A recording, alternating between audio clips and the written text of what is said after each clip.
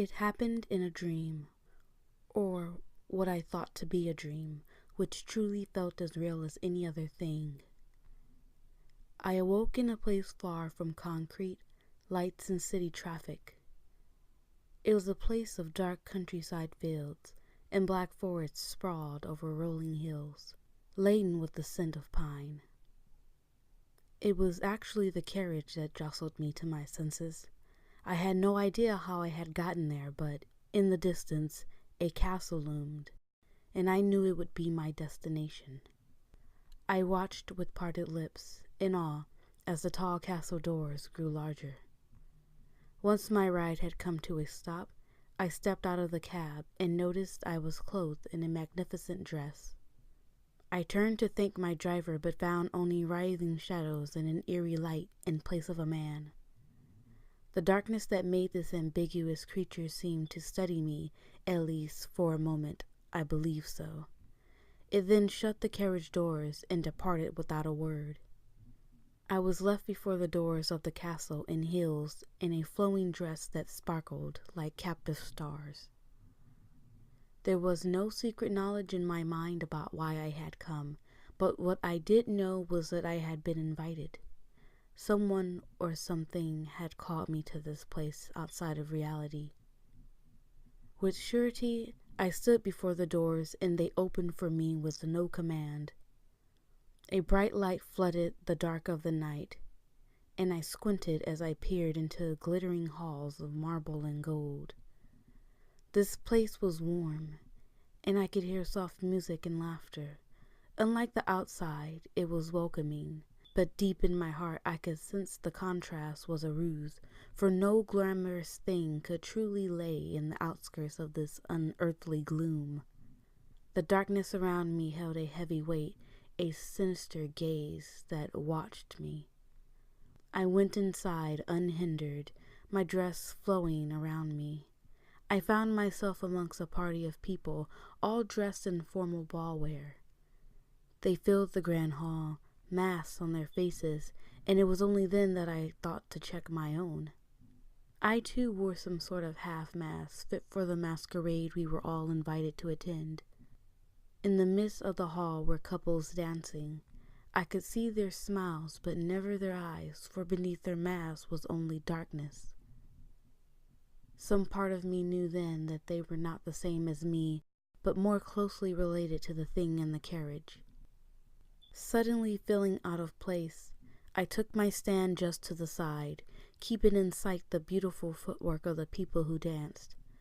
I was suddenly reminded of all the moments I was never invited to a party, and those where I was, but sat to the side on my own, watching as everyone enjoyed their time. I was not meant to be here. I was an outcast, a stain among their perfection. It always was, and would always be so. I should not have been invited. This is when I saw him. He was absolutely beautiful, more stunning than the marbled floors and gold pillars or the strange dark-eyed people that danced gracefully. He had blonde hair, so pale it seemed as white alabaster. His eyes were blue, piercing and bright as if they glowed by the light of the moon. When he smiled, it lit up my heart, and I knew that he was the one that had called me here. This man wore no mask. He looked at me with such knowing, as if he could tell every person beneath their mask with but a gaze. I had no doubt that he knew my intentions and every thought that ran through my mind. This beautiful man came to me, and I found myself smiling, unable to look away from such a beautiful being. He held out his hand, and without hesitation, I took it and felt its warmth. He led me to the dance floor, and as if I had always known it, I began to dance with him like all the others, an endless, fluid movement that took us across the floor. A true joy and happiness filled me like no other. I knew it was not natural, and what I saw around me could not be the truth. I could still feel the darkness pressing in from outside the castle. There was something sinister, a quiet, unspoken evil in that place, but as I looked into his bright eyes, I felt I was safe from any harm, and put my concerns to the back of my mind. What darkness could harm me here in these bright halls? And what was evil but our own relative moral disposition? The man looked at me as though he knew all answers, but not a word fell from his lips as we danced. Soon the music that seemed to drift from thin air had paused and our dance ended. I was left mesmerized and breathless.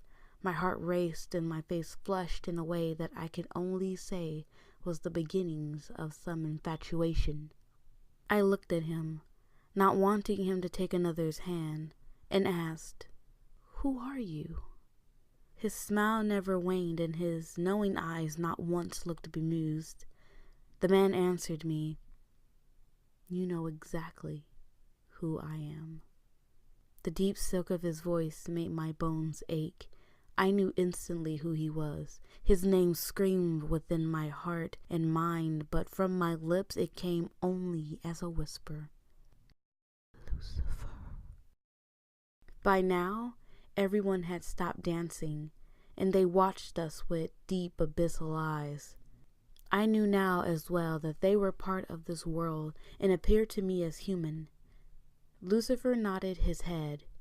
He was king here in this domain, which I could only name as hell, for it was where he, the Prince of Darkness, resided. "Is this place evil?" I asked him. "Only should you find it to be," he answered me back. "Is what I see a ruse? I am the light bearer, and where I walk, it shall be glitter and gold." I had no more questions because I could feel all the answers come to me as if him and I were linked mind to mind. I knew this to be of his power. The prince gestured and I looked to see a balcony. He led me to it. The doors led outside. The night was as dark as ever, and the only view we had was of tall pine trees, black against the sky, like watchful giants. "Why am I here?" I asked, though I knew the answer. "Because I have called you," he said. Yes, I was chosen, though the answer did not come to me whether it be for a righteous or nefarious purpose. "Will you bear my mark, child of the morning star?" Then I felt a shift in the air, a certain pressure that told me fate was changing. My lips were dry and my heart raced. I wanted to ask if I had a choice, but I did, for he was the father of free will and choice. "Yes," I said.